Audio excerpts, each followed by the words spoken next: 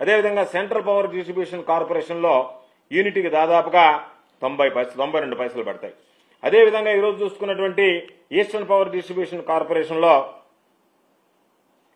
దాదాపుగా మరొక 90 పైసలు ఈరోజు అదనంగా పడేటువంటి పరిస్థితి ఏర్పడింది. అంటే దాదాపుగా ఈరోజు మనం ఒక్కసారి చూస్తే వీటికి సంబంధించినటువంటిది 24 నెలల్లో వసూలు చేసుకోమని ఈపీఆర్సీ చెప్పింది. ఒక దగ్గర 91 పైసా పడుతుంది, ఒక దగ్గర 92 పైసలు, ఒక దగ్గర 90 పైసలు, దాదాపుగా 90 పైసలు ఈరోజు విద్యుత్తుకు సంబంధించినటువంటిది ఏర్పడింది.